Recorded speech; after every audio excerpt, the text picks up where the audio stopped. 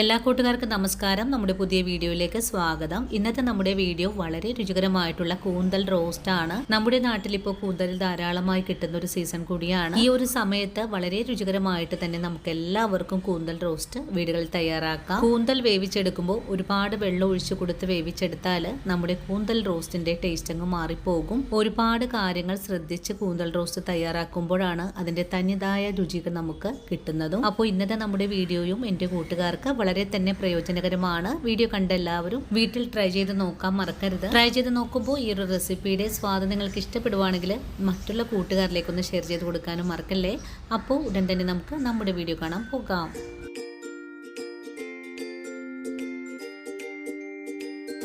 ഇനി നമുക്ക് കൂന്തൽ റോസ്റ്റ് തയ്യാറാക്കാൻ തുടങ്ങാം. ഇതിനായിട്ട് 1/2 കിലോ അളവിൽ കൂന്തൽ കട്ട് ചെയ്ത് കഴുകി വൃത്തിയാക്കി വെച്ചിരിക്കുവാണ്. ഈ ഒരു കൂന്തലിന്റെ ബാഡ് സ്മെല്ല് പോകുന്നതിന് വേണ്ടിയിട്ട് കൂന്തൽ കട്ട് ചെയ്തതിന് ശേഷം അല്പം വിനാഗിരിയിലൊക്കെ ഒന്ന് കഴുകിയെടുക്കുന്നത് നല്ലതായിരിക്കും. ഇനി നമുക്കിതിലേക്ക് ആവശ്യമായ മറ്റുള്ള ചേരുവകൾ എന്തൊക്കെയാണെന്ന് നോക്കാം.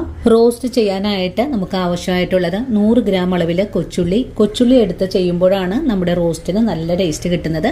അതുപോലെ ഒരു സവാള ഒന്ന് നൈസായിട്ട് കട്ട് ചെയ്തെടുത്തിട്ടുണ്ട്. ഒരു ബോൾ വെളുത്തുള്ളി ഒന്ന് കട്ട് ചെയ്ത് വെച്ചിട്ടുണ്ട്. അതുപോലെ തന്നെ ഒരു കഷ്ണം ഇഞ്ചിയും കട്ട് ചെയ്ത് വെച്ചിട്ടുണ്ട്. നിങ്ങൾക്ക് വേണമെങ്കിൽ ഇഞ്ചി വെളുത്തുള്ളി പേസ്റ്റാക്കി ചെയ്യാവുന്നതാണ്. ഞാനിപ്പോൾ ഇതുപോലെ കട്ട് ചെയ്തതിന് ശേഷമാണ് തയ്യാറാക്കാൻ പോകുന്നത്.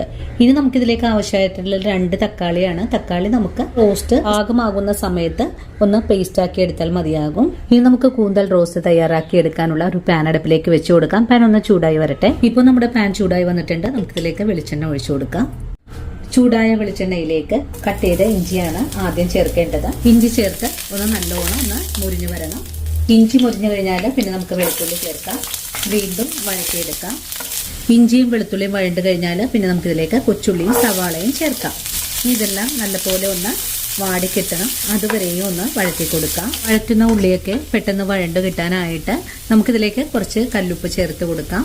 നമ്മുടെ കൂന്തലിന് ആവശ്യമായ കല്ലുപ്പ് ചേർക്കുന്നുണ്ട്. വീണ്ടും ഉപ്പും ചേർത്ത് ഒന്നുകൂടെ വഴറ്റിയെടുക്കാം. ഇപ്പോൾ നമ്മുടെ ഉള്ളിയൊക്കെ ഒന്ന് വഴണ്ട് വന്നിട്ടുണ്ട്. ഈ ഒരു പാകമായാൽ നമുക്കിതിലേക്ക് എരിവിന് ആവശ്യമായ ഒരു 3 പച്ചമുളക് കട്ട് ചെയ്ത് ചേർക്കാം. പച്ചമുളക് ചേർത്ത് ഒന്നുകൂടെ വഴറ്റിയെടുക്കാം. വഴറ്റുന്ന ഉള്ളിയൊക്കെ നല്ലപോലെ വാടി വന്നു കഴിഞ്ഞാൽ നമുക്കിതിലേക്ക് പൊടികൾ ചേർത്ത് കൊടുക്കണം. 1/4 ടീസ്പൂൺ അളവിൽ കുരുമുളക് പൊടി, ഒരു നുള്ളു മഞ്ഞൾപ്പൊടി, 1/4 ടീസ്പൂൺ അളവിൽ തന്നെ പെരിഞ്ചീരകപ്പൊടി, 1/2 സ്പൂൺ അളവിൽ ഗരം മസാലപ്പൊടി, 1 സ്പൂൺ അളവിൽ മല്ലിപ്പൊടി, 1 സ്പൂൺ അളവിൽ തന്നെ കാശ്മീരി മുളക് പൊടി. ഇത്രയും പൊടികളാണ് നമുക്ക് ആവശ്യമായിട്ടുള്ളത്. ഇപ്പോൾ നമ്മുടെ കൊച്ചുള്ളിയും സവാളയൊക്കെ ഒന്ന് മുരിഞ്ഞു വന്നിട്ടുണ്ട്. ഇതുപോലെ തന്നെ വാടിക്കിട്ടിയാൽ മതിയാകും. ഈ ഒരു പാകത്തിലായാൽ പിന്നെ നമുക്കിതിലേക്ക് നമ്മൾ എടുത്തിട്ടുള്ള പൊടികൾ ചേർക്കാം. പൊടികൾ ചേർത്ത് കൊടുക്കുകയാണ്. ഈ ഒരു സമയത്ത് ഫ്ലെയിം ഒന്ന് കുറച്ച് വെച്ച് കൊടുക്കുക. ഇനി പൊടികൾ ചേർത്ത് നല്ലപോലെ ഒന്ന് ഇളക്കി മൊരിയിച്ചെടുക്കുക. പൊടികളൊക്കെ ഇപ്പോൾ നല്ലവണ്ണം തന്നെ മൂപ്പായി വന്നിട്ടുണ്ട്. ഈ ഒരു സമയത്ത് നമുക്കിതിലേക്ക് അരച്ചെടുത്തിട്ടുള്ള തക്കാളി പേസ്റ്റ് ചേർക്കാം. തക്കാളി പേസ്റ്റ് ചേർത്ത് കഴിഞ്ഞാൽ പിന്നെ ഇതെല്ലാം കൂട്ടിച്ചേർത്ത് നല്ലോണം ഇളക്കി കൊടുക്കാം. തക്കാളി പേസ്റ്റും കൂടി ചേർത്ത് നല്ലോണം ഒന്ന് വഴച്ചെടുത്തിട്ടുണ്ട്. ഇനി നമുക്കിതിലേക്ക് കൂന്തൽ ചേർത്ത് കൊടുക്കാം. മസാലയും കൂന്തലും കൂടി ചേർത്ത് ഒന്നുകൂടെ ഇളക്കി യോജിപ്പിച്ച് കൊടുക്കാം. നമ്മൾ നേരത്തെ ഉപ്പ് ചേർത്തിട്ടുണ്ട്. ഇനി ആവശ്യമെങ്കിൽ മാത്രം ഉപ്പ് ചേർത്ത് കൊടുത്താൽ മതിയാകും. നല്ല പോലെ ഒന്ന് ഇളക്കി യോജിപ്പിച്ച് കഴിഞ്ഞാൽ പിന്നെ മൂടി വെച്ചാണ് വേവിച്ചെടുക്കേണ്ടത്. ഇനി നമുക്ക് മൂടി വെച്ച് കൊടുക്കാം. ഇനി ഇടയ്ക്കിടയ്ക്ക് മൂടി തുറന്ന് നല്ലോണം ഇളക്കി വേണം ഇതൊന്ന് വേവിച്ചെടുക്കാനായിട്ടും. അങ്ങനെ നമ്മുടെ കൂന്തൽ ഇവിടെ മൂടി വെച്ചിട്ട് ഒരു 10 മിനിറ്റ് ആയിട്ടുണ്ട്. ഇനി നമുക്ക് മൂടി ഒന്ന് തുറന്ന് നോക്കാം. ഇനി അടി ചേർത്ത് നല്ലോണം ഇളക്കി കൊടുക്കാം. നമ്മളിതിലേക്ക് വെള്ളമൊന്നും തന്നെ ഒഴിച്ചിട്ടുണ്ടായിരുന്നില്ല. എങ്കിൽ തന്നെയും അത്യാവശ്യം വെള്ളത്തോടു കൂടി തന്നെയാണ് കൂന്തൽ വെന്തുകൊണ്ടിരിക്കുന്നത്. കൂന്തൽ റോസ്റ്റൊക്കെ തയ്യാറാക്കുമ്പോൾ ഇതിൻ്റെ ഈ ഒരു തലഭാഗം കൂടെ എടുക്കുമ്പോഴാണ് ഇതിന് നല്ല ടേസ്റ്റ് ഉണ്ടാകുന്നത്. നിങ്ങൾ കൂന്തൽ വൃത്തിയാക്കുമ്പോൾ തലയെടുത്ത് കളയരുത്. ഒന്നുകൂടെ ഇളക്കി യോജിപ്പിച്ചതിന് ശേഷം വീണ്ടും നമുക്ക് മൂടി വെച്ച് തന്നെ വേവിച്ചെടുക്കാം. ഈ ഒരു സമയത്ത് നമുക്കിതിലേക്ക് കുറച്ച് കറിവേപ്പിലയും കൂടെ ചേർത്ത് കൊടുക്കണം. കറിവേപ്പില ചേർക്കാം. ഒന്നുകൂടെ ഇളക്കി യോജിപ്പിച്ച് കൊടുക്കാം. വീണ്ടും മൂടി വെച്ച് തന്നെ വേവിച്ചെടുക്കാം. ഈ സമയത്ത് ഉപ്പ് പോരായ്മ ഉണ്ടെങ്കിൽ കുറച്ചുകൂടെ ഉപ്പ് ചേർക്കാവുന്നതാണ്. മൂടി വെച്ച് കൊടുക്കുവാണ്. ഇത് നല്ല പോലെ വെന്ത് കിട്ടണം. അതുവരെയും നമുക്ക് ഇടയ്ക്കിടയ്ക്ക് മൂടി തുറന്ന് ഇളക്കിയൊക്കെ കൊടുക്കണം. അല്ലെങ്കിൽ അടിയിൽ പിടിക്കാനൊക്കെ സാധ്യത കൂടുതലാണ്. അത് ഞാൻ ചെറിയ തീയിൽ വെച്ചിട്ടാണ് പാചകം ചെയ്തെടുക്കുന്നതും. കൂന്തൽ വേവിക്കാൻ വെച്ച് കഴിഞ്ഞാൽ ഇടയ്ക്കിടയ്ക്ക് മൂടി തുറന്ന് നല്ലപോലെ ഒന്ന് ഇളക്കി കൊടുക്കണം. അതും ഈ ഒരു കൂന്തൽ വേവിച്ചെടുക്കാനായിട്ട് നിങ്ങൾക്ക് ഇതിലേക്ക് വെള്ളമൊന്നും തന്നെ ഒഴിച്ചു കൊടുക്കേണ്ട ആവശ്യമില്ല. ഈ കൂന്തലിൽ ധാരാളം വെള്ളമൊക്കെ ഉണ്ടാകും.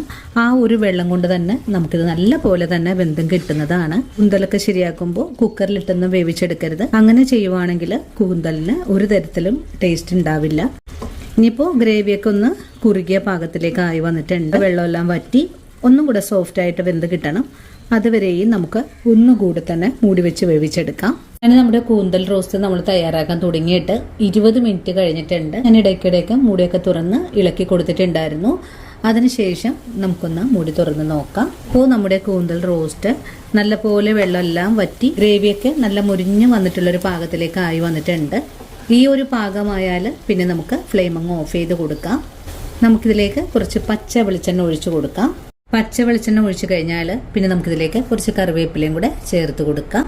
അതിനുശേഷം നമുക്കൊരു സെർവിങ് ബൗളിലേക്ക് കൂടെ മാറ്റിക്കഴിഞ്ഞാൽ വളരെ രുചികരമായിട്ടുള്ള കൂന്തൽ റോസ്റ്റ് ഇവിടെ റെഡിയാണ്.